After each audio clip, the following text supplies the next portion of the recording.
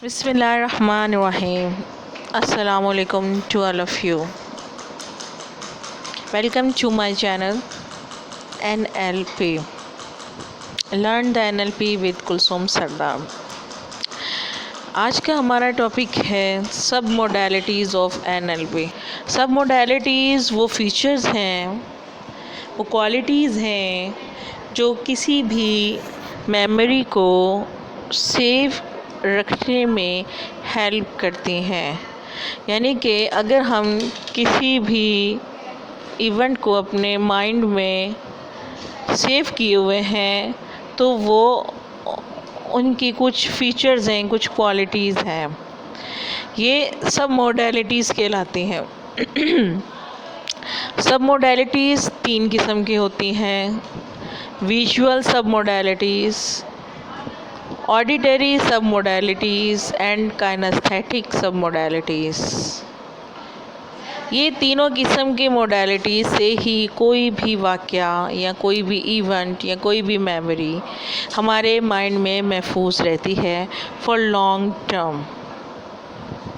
NLP में सब modalities का क्या किरदार है वो हम इस पर डिस्कस करेंगे। पहले एक्चुअल में जब हम किसी पेशेंट से बात कर रहे होते हैं, यानी कि एक NLP ट्रेनर और प्रैक्टिशनर किसी भी पेशेंट से बात करेगा तो उसके इवेंट को वो जानने के लिए उसकी सब मोडालिटीज़ के बारे में पूछेगा। यानी कि जो भी वो पर्टिकुलर इवेंट उसके माइंड से डिलीट करवाना चाह रहा है तो उसकी इंटेंसिटी के बारे में, उसकी आवाज़ों के बारे में, उसकी फीलिंग्स के बारे में वो पूछेगा।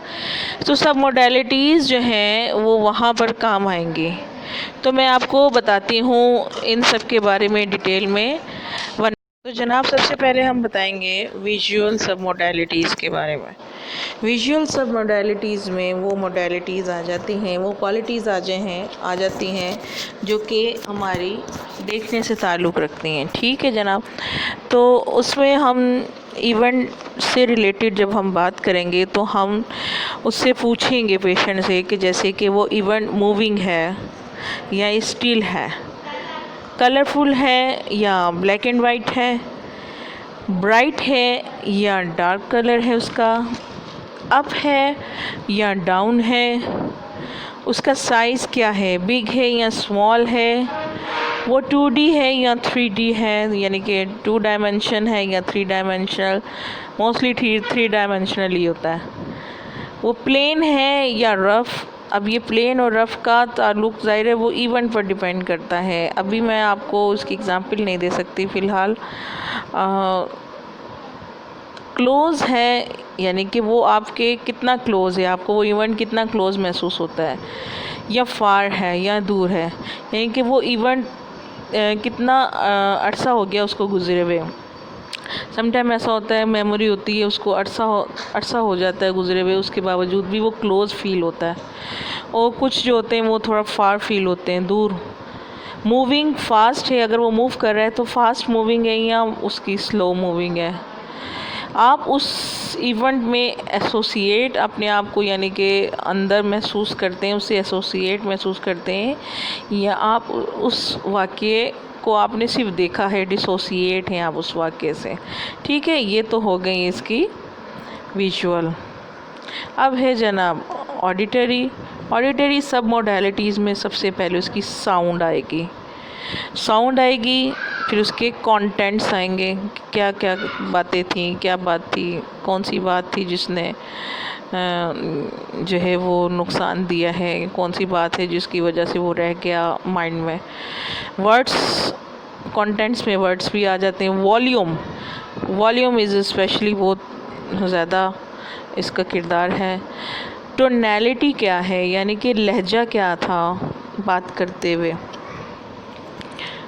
टेम्पो क्या था, लोकेशन ऑफ साउंड क्या है, रेगुलर है, वो रेगुलर है या इरेगुलर है, यानी कि आवाज़ रेगुलरली आ रही है या रुक रुक के आ रही है, कौन से वर्ड्स हैं जो आपको एम्फसाइज कर रहे हैं उसमें, और सबसे ज़्यादा कौन सी आवाज़ है जो आपको लॉन्ग लास्टिंग जो है वो महसूस हो रही है, और उस आवाज़ की यूनिकनेस क्या है, ठीक है ना, जिसकी वजह से वो आपको वो वाक़या याद रह गया है।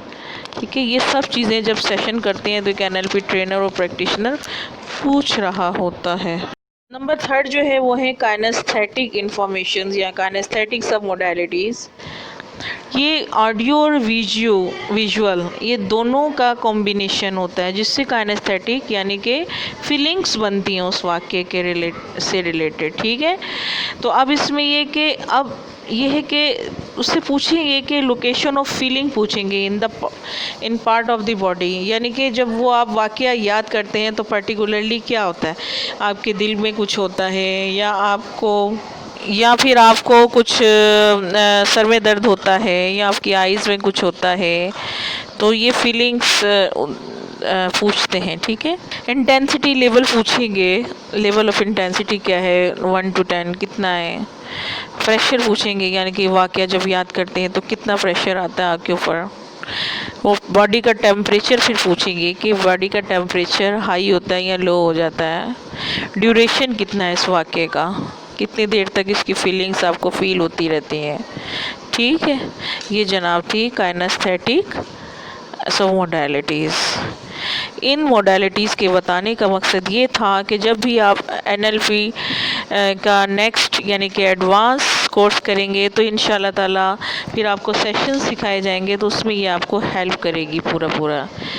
आई होप आपको मेरा आज का टॉपिक अच्छा लगा होगा, आज की वीडियो भी पसंद आई होगी। प्लीज़ लाइक कीजिए, सब्सक्राइब कीजिए एंड शेयर कीजिए मेरा चैनल। इंशाल्लाह ताला मैं मज़ीद वीडियो के साथ दोबारा हाजिर होंगी। अल्लाह हाफ़िज़।